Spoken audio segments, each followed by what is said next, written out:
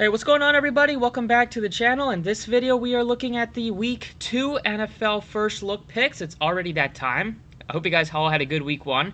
It was a very solid Sunday, a very solid Thursday on the opener. Yesterday's Monday Night Showdown did not cash there, but still profitable week, which is all you can ask for. Posted the recaps on Twitter and then on the last video, so you can check that out if you wanted to. We did a 137 on the DraftKings main slate, going with the Hurts, Devontae Smith stack, Joe Mixon, McCaffrey, highlights of that lineup. Let's get into the picks for today. As always, before we get started, appreciate it if you hit the like button, subscribe if you haven't already. Thank you guys. You guys got like the final look video for last week to 200 likes. Appreciate that. Makes me feel good.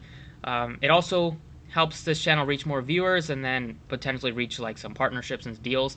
So I got one a couple weeks ago. Recently just partnered with The Game Day, which is a new sports betting media company. They're built for fans like you guys that are interested in betting sports. They are new, but you'll see and hear a lot more of them as they continue to grow, and then as more and more states approve sports betting. So you can check them out. They're on YouTube, The Game Day, the website, thegameday.com. Gives you a bunch of deals, and especially if you are in a state that does have betting, you can get a lot of deals using the promo codes to get some free money and some free bets to start free deposit matches. So let's get into the picks, though. If you want to join us for this week, dfsprocess.net had a good week 1. Follow me on Twitter at the DFSProcess for updates. And with all that out of the way, let's get into the picks. So let's start off at the quarterback position. As always, we have a slate without the Chiefs on the Sunday slate. So you got no Mahomes, Kelsey, Tyreek Hill to worry about in terms of stacking or fading them. You have Kyler Murray as your most expensive option. What a start for him against the Titans defense. He put up 35 right out of the gate. 21 completions, 4 touchdowns, another one on the ground. And him and Hopkins looked like they didn't even miss a beat from last year. 2 touchdown passes for DeAndre Hopkins. 2 touchdown passes to DeAndre Hopkins from Kyler Murray.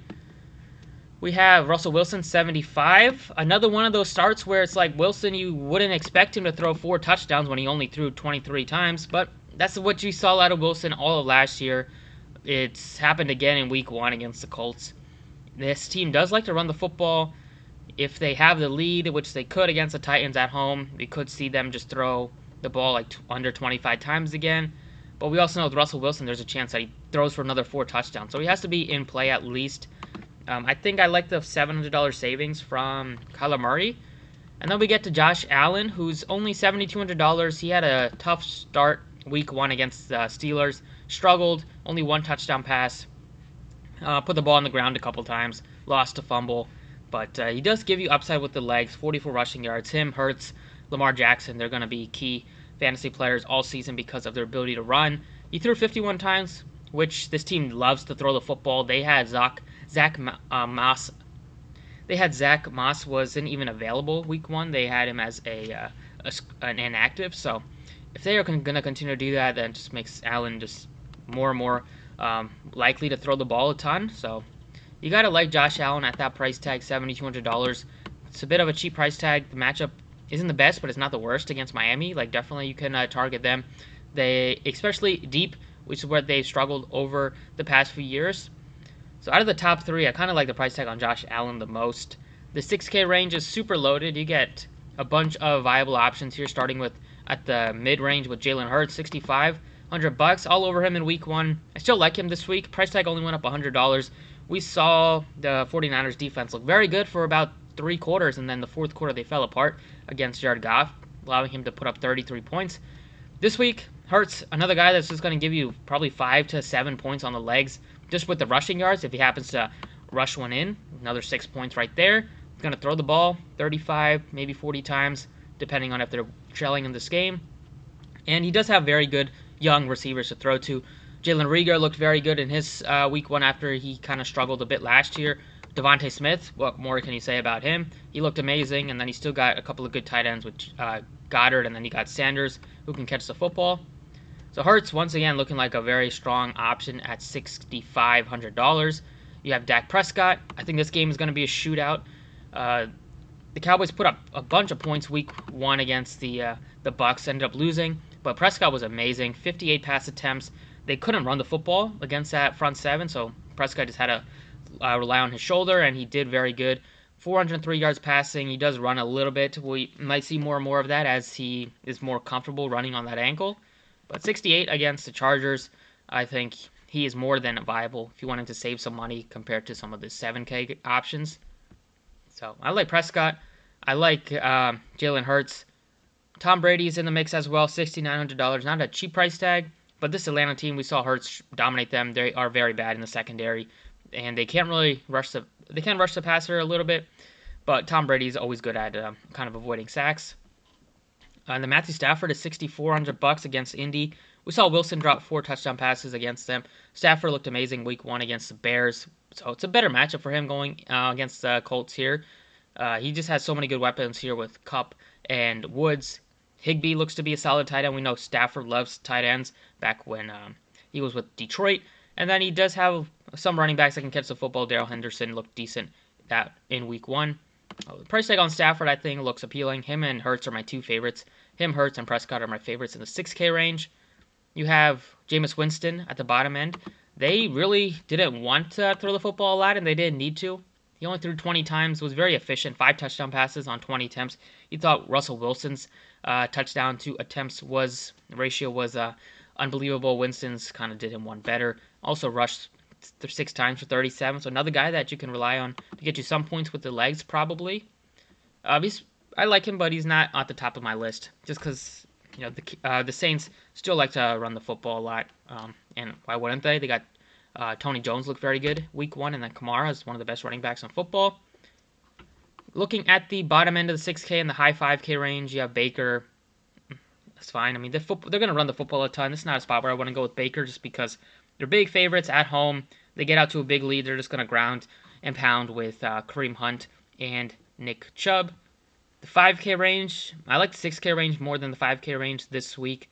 If I had to pick a couple of guys that I would look to target, it might be like Tyrod Taylor at 55, just because they were surprising week 1. Nobody really expected them to come out like they did with all that stuff going on in the offseason, but they came out firing. 37 points for them. Taylor looked very good. Another guy that can run a bit, 40 yards on the ground. He gives you some upside there. He can also throw the football.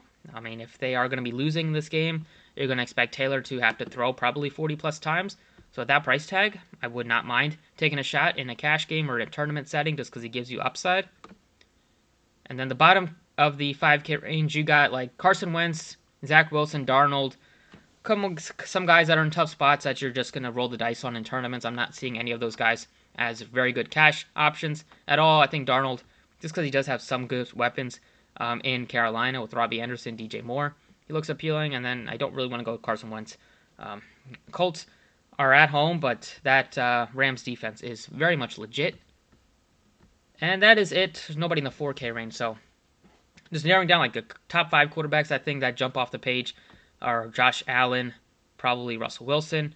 I don't think I'll get to Murray. He's a top 5, but just based on price tag, I'm not going to get to him. So if I had to pick in the 7K range, it'll be Wilson, Josh Allen. 6K, Hurts, Dak, and Matthew Stafford are my top 5 quarterbacks of the week. And then the 5K for some cheap play would be Tyrod Taylor at $5,500.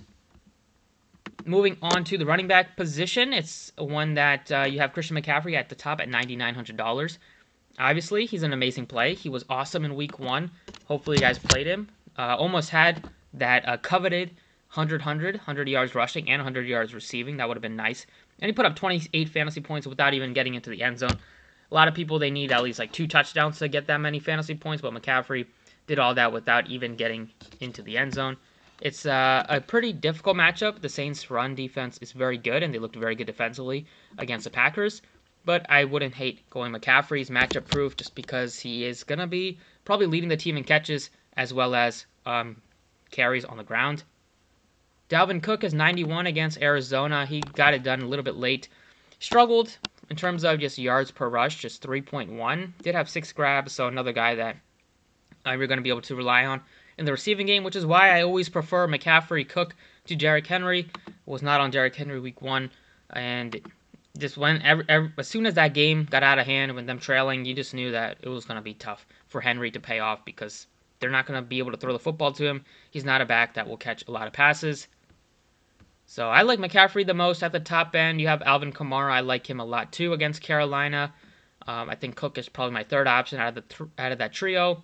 Henry, His 83s might have a big bounce back game here against Seattle, but I also think there's a chance they could be losing to Seattle in Seattle, so they could abandon that running game. Usually, whenever I do play Henry, which it's not super often, but it would be when they're super heavily favorites against, probably at home against like an inferior opponent. 7K, low end 7K range, you got Eckler, who is always, there was some question marks with him heading into week 1. He did get 15 carries, but no targets. Very surprising. He was limited in practice heading into that game with the hamstring, so maybe that was some effects due to that. Then you have Jonathan Taylor, $7,200 against the Rams defense. They did give up a lot of rushing yards to week 1 to Montgomery and the Bears, but they're still not a team that I want to target too much against them, and their defense is good. I don't think the Colts will put up, maybe they'll score a couple touchdowns, but I don't see them putting up like high 20s or low 30s in points. I'd probably go to Joe Mixon instead. Just a guy that got 33 touches. That game did go into overtime, so they got a couple extra ones, but he's a guy that they are going to have to make a big piece of their offense, especially this week against the Bears. It might be tough to run the football, but Mixon has shown that he can catch passes, and he's just going to be out there. They don't really have any other running back that's going to take touches away from him now that they got rid of Bernard, and he's on the Bucs now. And then high 6K range, you only have one guy, and that's Miles Sanders against San Fran. He did look nice. The only problem was that he wasn't on the field in that 2-minute drill heading into halftime, so he could have had a chance to get a touchdown there. He did have a nice catch, got them inside like the 15, and then the backup running back got the touchdown over Sanders, so that was unfortunate. I don't think he had any carries inside the red zone. But Miles Sanders, $6,900. The 49ers defense gave up some big holes to some of these Detroit running backs. We saw Swift break off one. He's playable, but I think there's some better options, at least just based on the price tag. I mean, would you rather go Sanders at $6,900 or would you go Zeke Elliott at $6,200? Now, people might be scared off of Zeke because Tony Pollard did play a big role in that week 1, and they're going to make Pollard a big factor this year, at least a much bigger factor than he was. But I'm not worried about it too much. Elliott did look good when he was given some opportunities. It's just very tough to run against Tampa's front. They don't really give you very much holes. And then the Cowboys were also missing their best offensive lineman. Martin was out that game, so it just made them pretty much abandon the running game very early, especially late in that game when they had to throw the football to keep up with Tom Brady. But this game might be a bit of a different story here. You can run on the Chargers. They were very good. It's only one game, so it's not much of a difference, but their pass defense is going to be better this year. They're probably going to give up some yards on the ground, so I got to go with Zeke Elliott. That price tag is just too good to ignore. Then we have David Montgomery, $6,100. I like the 6K range a lot.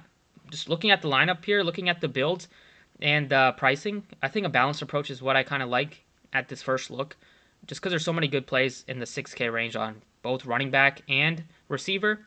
Running back, you got Montgomery, $6,100. Against a very good Rams defense, he rushed for over 100 yards. This was a guy that at the beginning of last year was very bad and was struggling to even break off like big runs. And then we saw him second half of last year. He took the narrative just flipped on him. He was breaking off big runs, getting 100+ yards, being a factor in the receiving game. And I think he's going to take a big step forward this year. Good matchup against Cincinnati at home. It's a game that the Bears could get in front and then just rely on Montgomery to run the football late in the fourth quarter. And Montgomery's also going to play a factor in the receiving game. So until Tariq Cohen comes back, and that's not going to be for a while. So I got to go Elliott and Montgomery over guys like Harris, who didn't show much in week 1, over Robinson against Denver, over Carson, just because he's not going to play a factor in the receiving game. Even over Josh Jacobs. I don't want to target Josh Jacobs against Pittsburgh's defense. So a lot of these guys have tougher matchups. That's why it's pretty easy to go Elliott, Montgomery. The one pivot you could make is Henderson, 57, just because I do love the Rams offense. I'm going to be playing some of those guys this week. Good matchup against Indy. And Henderson struggled for 3.5 quarters. He got it done late in the fourth, breaking off a couple of good runs. But we didn't see him play too big of a factor in the receiving game, only one target, so that could be a little bit of a concern. And Sony Michel might play a bigger role. But I think at least for the first few weeks, unless Henderson makes some blunders and fumbles the football or something like that, his role is very secure. So those are all the guys I like in the 6K and the high 5K range. Low 5K range, well, besides Kareem Hunt, who's always viable. And then we saw Gordon. Stat line is pretty It looks very much. It looks very good compared to what it kind of was or could have been. He broke off a 70-yard touchdown run late in the fourth, so that's 16 or 13 fantasy points there. That probably wouldn't have happened. I don't want to pay 59 for a running back that might only get 13 to 14 touches, no matter how good the matchup is, because they still have other running backs behind him. But going back to the 5K range here, I don't want to play Mike Davis at all. Don't want to play any running back against Tampa, so that's kind of a fade for me. Harris, Bill Belichick was not going to be happy with Harris after that fumble, which cost him the game. We could see his workload come down in favor of like J.J. Taylor. Tony Pollard is 53, and Pollard and Zeke are separated within $1,000. That makes no sense. No matter how good Pollard looked in Week 1, there's no way I'd play him over Zeke. And then at the bottom, you got like Ingram, who had a bunch of carries. He had 20-plus carries, 26, only 3.3 yards per rush. Tough defense to run on, so I'm not going to be playing Mark Ingram, even though he could look at another 20-plus touches this week. The value running backs here, we saw Raheem Mostert. He's out for a while. So Trey Sermon, surprising inactive Week 1. He might get the start this week against Philly. Philly's defense looked very good against Atlanta. In the pass defense, they were amazing. They gave up some holes early, but then those holes closed out. It was basically Cordell Patterson who was breaking off a couple of big runs in the beginning of like the second quarter.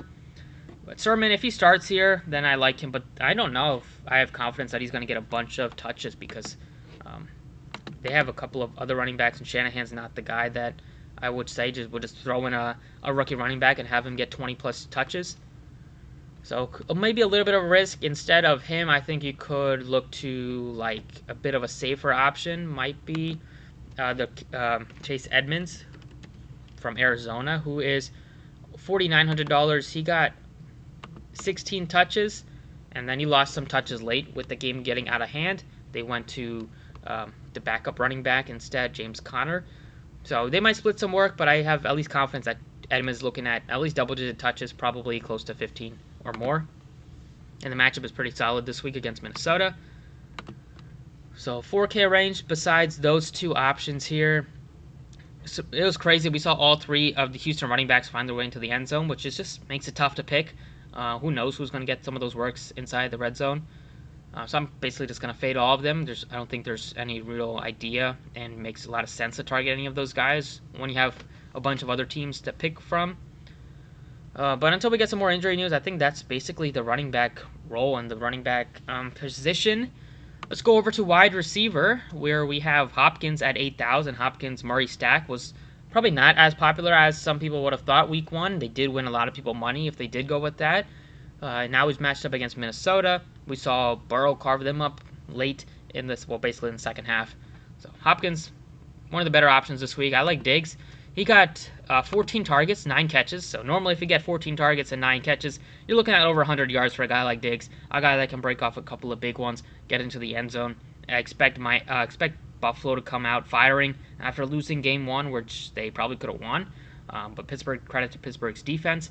But I expect Diggs and Allen to come out firing this week, and I wouldn't be shocked if Diggs puts up north of like 25 fantasy points. He's probably my favorite running back above 75. I would say Ridley is probably my second favorite, and then go Metcalf. We'll probably go Hopkins and Metcalf. Ridley, very disappointing. Only 5 catches for 51 yards. He had 3 catches on the opening drive and then 2 for the rest of the game. Didn't see that coming. Also didn't see the Eagles just shutting him and Pitts down. They shut both of them down. But this matchup against Tampa, we saw Prescott go nuts against them. That offensive line is absolutely dreadful. So they are going to need somebody to... they're going to need some help there because this Tampa front 7 is going to be able to get to Matt Ryan many times if they're not able to make some adjustments, which might hurt Ridley's chances. But I would still go back to Ridley. It was disappointing. I don't think that'll happen again.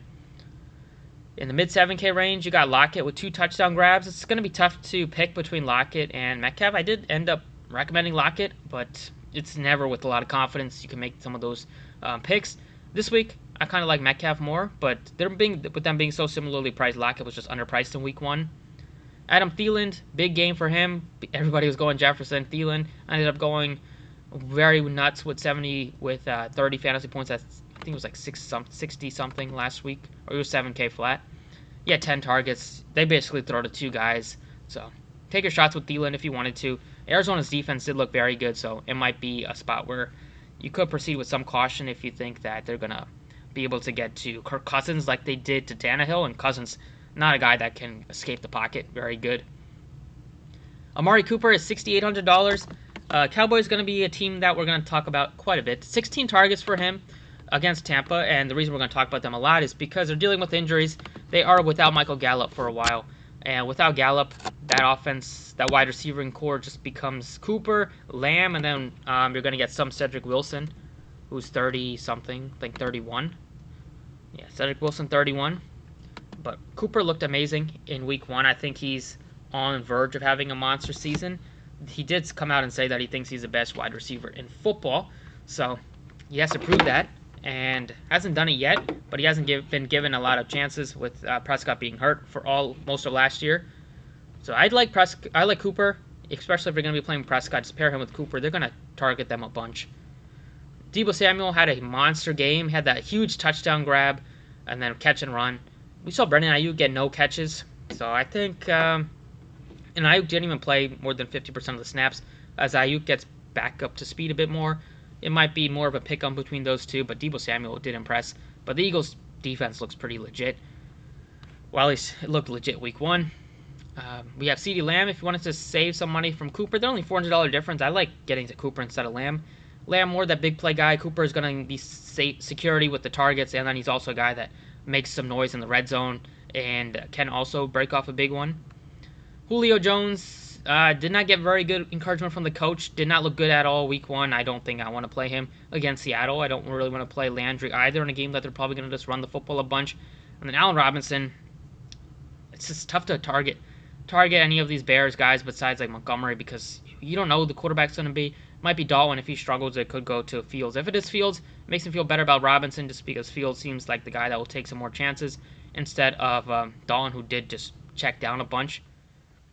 Mike Williams, I like Mike Williams a bunch this week. He had 12 targets against Washington in that tough defense. Much easier matchup here against Dallas. And he's a lot cheaper than Keenan Allen. So give me Mike Williams instead of Keenan Allen this week just based on the price tag. He's $900 cheaper. For tournaments, I think that makes sense. For cash, you might go Keenan Allen. But I like the price tag. The 6K range out receiver, absolutely loaded. We're looking at Antonio Brown, 6,000 flat. Cooper Kupp, 6,000 as well. Those are my two favorites. And then it's close between like those two guys. And then you have Mike Williams. You have Mike Evans, who might be looking at a bounce back. And then you have Deontay Johnson at 64, who's going to continue to be a heavily targeted guy for Ben Roethlisberger. Another 10 targets for him and a touchdown. And then you have Cooper at the top end. So 6K range out receivers is a range, my favorite range to target this week. The 5K range, I don't really want to target too many of these Carolina guys. Tough matchup against, there's just so much better matchups right here in the 6K range. Don't think I need to do that. Devontae Parker, he's getting Fuller back, so that might make things complicated there. Corey Davis, fine, 53. He looked great, 2 touchdowns, 1 coming late. But he's going to, but there's a chance, you would expect Crowder to be back, so that's going to take a little bit of a hit for him. And then for value guys in the 4K range, it's basically Marvin Jones Jr. at 47. They're going to absolutely let Trevor Lawrence just sling it through for over 300 yards Week 1. Good chance some of that goes to Marvin Jones. Jalen Waddle, his role might come down a little bit with Fuller back. But Tim Patrick's the guy you want to recommend if you're going to go with anybody. Unfortunate injury to Jerry Jeudy. He's out for a couple weeks. That's going to make Tim Patrick bump up. And he's going to become a very good value play at 46 for a quarterback in Teddy Bridgewater that was very good Week 1, but it was against the Giants. But not a terrible matchup here. And then for the 3K options, it's maybe you can look to Juwan Johnson's tight end. He's tight end on some sites. He's wide receiver. He's 36. He only had 3 targets. 2 of them did go into the end zone. But Winston also only threw 20 times, so that's a reason for that. But Marquez Callaway, see his price tag. He's 42. 1 catch on that opening drive, and then did nothing. But if everybody's going to fade him because everybody was on him, that's kind of tournament stuff that you want to go with. So I wouldn't mind at all taking a shot with Callaway in a spot where this game might be closer, and they might have to throw more than they did 20 times, which was nothing. So Callaway, I still have some confidence that he's going to be looking at more than 2 targets. And then Zach Pascal was the play from the Colts, with people going to Pittman instead, but Pascal had 5 targets, 4 catches, 2 touchdowns. I don't want to play really any of these guys this week, but I think Pascal would be the guy I'd look to again, just with his knack to find his way into the end zone and a pretty decent red zone option for Carson Wentz. But 3K range, besides some of the guys at the top here, like you could look to tournaments. The obvious one is going to be Cedric Wilson, who's only $3,100. Wide receiver 3 role for one of the most pass-heavy offenses in football. He got a couple of targets week 1, 3 targets, caught 3 of them, but Gallup did play for most of the first half, if not all of the first half. But Wilson, 31, looks like a great savings if you need one. At tight end this week, top end, no Kelsey, so you're looking at Darren Waller. 76 for him. It felt like in the beginning Derek Carr was looking to nobody other than Darren Waller. He had 19 targets, 10 receptions. Carr threw for over 400 yards, so don't think that's going to happen against Pittsburgh. But don't mind getting to Waller, but I like Kittle more just based on the price tag, $1,200. Potentially better matchup, but both tight ends are very skilled. Then Pitts, I think I will take a pass on him this week. Tough match. Well, it could be a tough matchup, but who knows? Like the Cowboys, nobody expected them to just run through Tampa in terms of their defense. But Pitts was losing some targets to Hayden Hurst, which is something you don't expect and don't want to see at all for the 3rd most expensive tight end. I'd rather go to Goddard at 46. Especially with Ertz dealing with a hamstring. If he's out, then Goddard becomes pretty much a much better option. He's looking at a lot more work and a lot more snaps. You got a bunch of other guys that look appealing, like Noah Fant. Without Jerry Jeudy, he's going to get more targets here. And at the bottom end, you saw Njoku put up some fantasy points, but it's going to be, I'd rather go Hooper over him just because Hooper seems to be the more consistent and reliable option. The value tight end I like is Dalton Schultz. Without Gallup, they're going to need somebody else to step up, and we saw Schultz play a good role week 1. Another spot where you could look to him just because he's only $3,300, cheap tight end with some upside. He played and got more work than Jarwin, who was projected to get some more work as the tight end 1, but he only got 4 targets, and a couple of those were pretty short routes. I think Schultz impressed with his production last year, and they might just stick with Dalton Schultz instead of going back to Blake Jarwin for a lot of the passing routes. Going over to flex here, for now, I'm going to plug in Amari Cooper, but this is very subject to change. I mean, you can plug him in here if you want, but subject to change here. But it leaves you with about $4,200 left. Still a lot of news we're going to get on the slate, and things are going to change. But first look-wise, I feel very good about going Stafford, pair him with Cooper Kupp. Those are one of my favorite stacks of the week, at least the first glance at it. Elliott, Montgomery, both underpriced at running back. And you got Antonio Brown against Atlanta. They're going to be able to break them off. I would expect at least 2 out of these 3 Tampa guys to go over 20 fantasy points. And Amari Cooper is just going to be a target machine, especially with Michael Gallup out, and this is just how much they love to pass the football. Defenses, I always like to look at the cheap defenses first because I'm not looking to spend $4K or $335 for a defense if I don't have to. Some of the defenses that jump off the page, the Jets, $2,200 against Mac Jones, a rookie quarterback, at home. The Patriots offense isn't very scary, so definitely the Jets look like a good safe and a cheap defense that you can plug in. You also have the Jags potentially, but I'd rather go to the Jets. You have the Eagles defense. I like them a decent amount. 24, they look very good, especially in terms of getting to the quarterback. And then Garoppolo is not one that can escape the pocket, and he's going to throw some picks if he's under duress. So the Eagles, Jets defense as some of the cheaper ones, the more expensive ones. I would say you could look to the Cardinals just because they're going to be able to get to Cousins if they want to. The Steelers against the Raiders might be a letdown spot for the Raiders after the emotional and pretty high energy come from behind win, and they're on the road, coming cross country, so nothing looks very good for the Raiders. But that's it. I don't want to pay 4K for a defense when I have so many good options in the 3K range. So that's it for the DraftKings ones. For the DraftKings first look, I will just throw in some FanDuel picks. So over on FanDuel, it's pretty much a similar story in terms of the players that I like. At quarterback, some of the pricings are almost the same. You have Murray as your most expensive, followed by Wilson. You have Allen cheaper than Brady, so I would much rather go Josh Allen. You have Stafford at 75. Hertz is expensive at 78, so I'll probably go Stafford instead.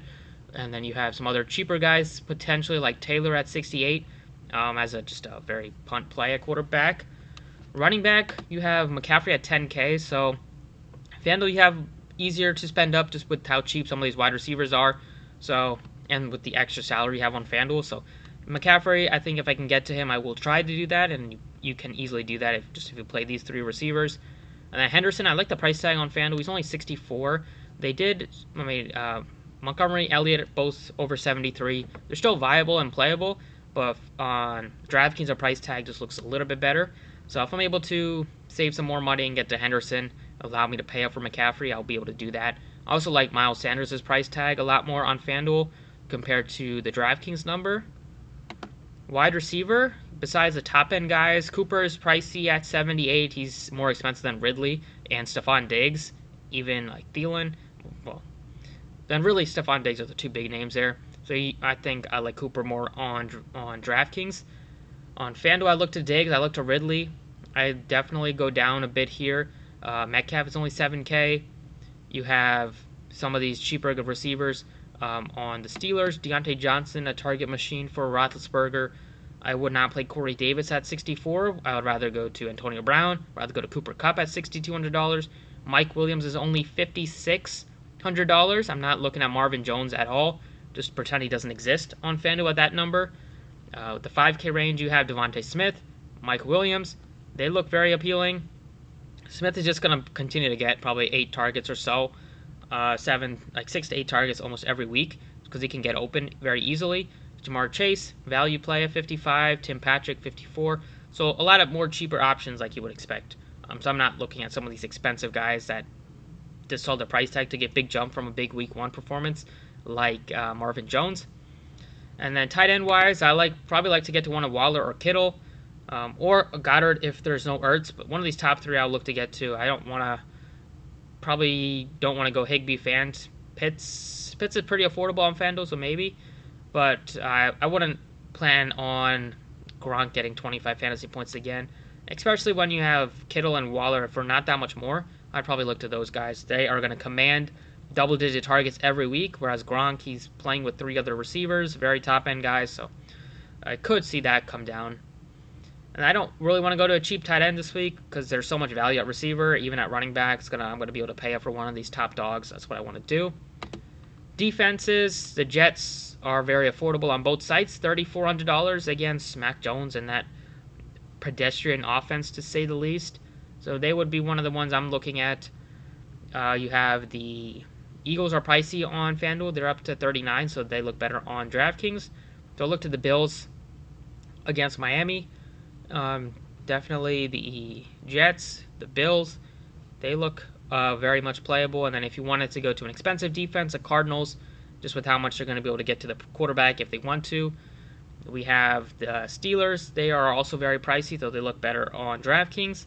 And then that is almost about it. The Rams I would throw in there as well against Carson Wentz, who could be prone to a couple turnovers. But that's it for the video. It's a long one. I hope you guys enjoyed. Thank you for watching. Appreciate it. Best of luck, and I'll see you all next time.